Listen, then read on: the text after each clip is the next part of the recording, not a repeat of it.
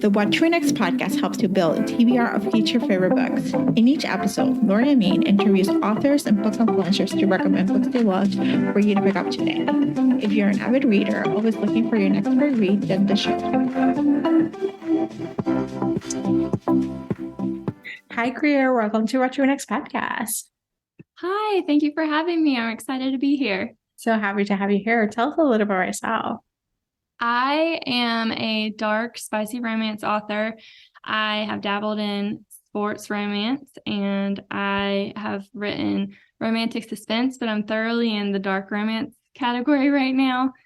I have a wonderful husband who works with me, 2 fur babies, and I love Ben & Jerry's ice cream.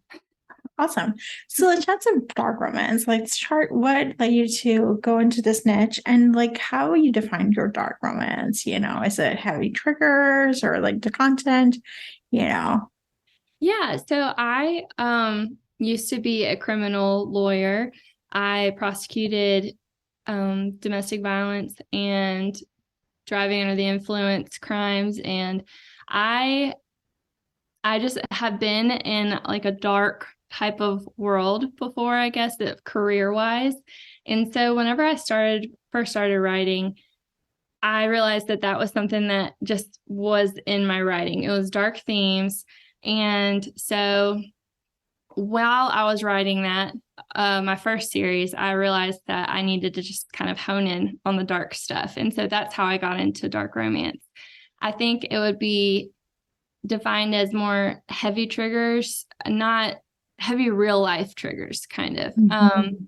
For example, my Phantom book has bipolar disorder representation in it. And for some people, mental health illness is something that triggers them if they're on their healing journey.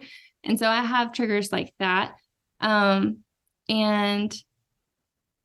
I would also say that my other books that are just romantic suspense also have a few triggers that are just real life kind of triggers. There we go. All right, let's talk about Rouge. This is like retelling. So tell us a little bit of pitch and tell us about the process of writing the series.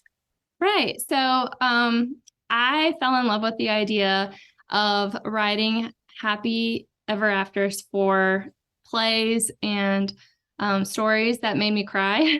And so this one was inspired by Moulin Rouge and Romeo and Juliet and Orpheus and Eurydice. And taking all 3 of those together, I made it a dark romance and gave them the tragic stories a happy ever after.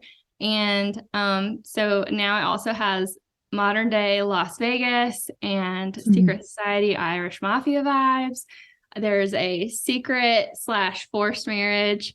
It's got a ton of stuff in there that has all those 3 classic stories and just combines them like that.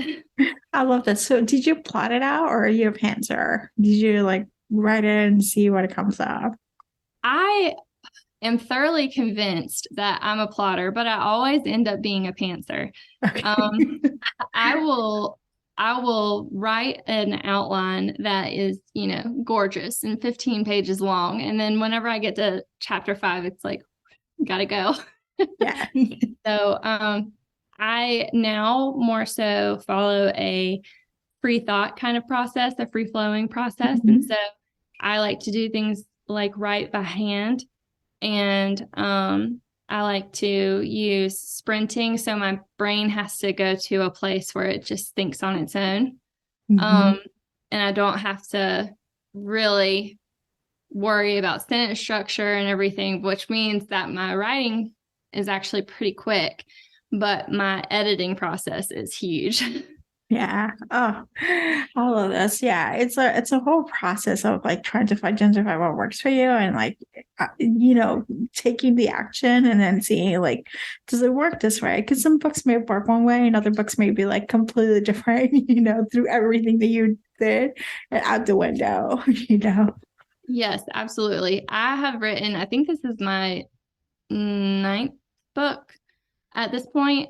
And because we're not counting the one that I wrote like years ago that Yeah. is not published, will not see the light of day. Yeah. But every single book has had a completely different process. Yeah. So this one was part handwritten, part dictated, and then part sprinted. And so Mhm. that's how this one was made.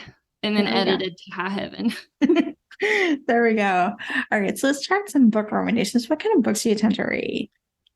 I am a huge mood reader, but I will admit I haven't really read fiction in a long time. Mhm. Um, but I will read anything romance. Mhm. And I love dark romance. I love fantasy romance.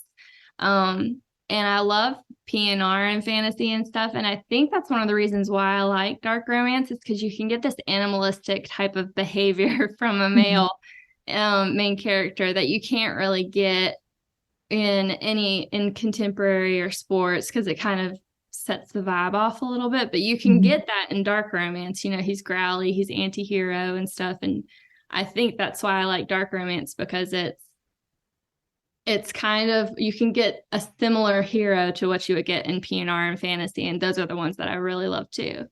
I love it. Do you have any books to recommend our listeners to pick up? Yes. So my favorite series ever in the whole wide world. And I haven't read it in a decade probably, but I love telling people about it. It's Karen Marie Moning's Fever series. Mhm.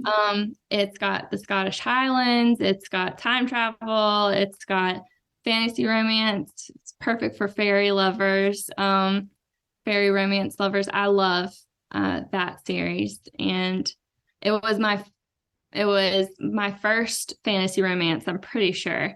And so that's what got me into fantasy romance is that series. I love this. Do you tell us where you can find you online? Oh, yeah. So I'm on TikTok. I have a website. I'm on Facebook and Instagram. I'm author Greer Rivers everywhere. Um, and I love TikTok. I haven't been really good at it lately because I've been in the writing cave. I still have a Christmas tree up. So that's how that's how in the cave I have been. I haven't really foregone everything else that I need to do.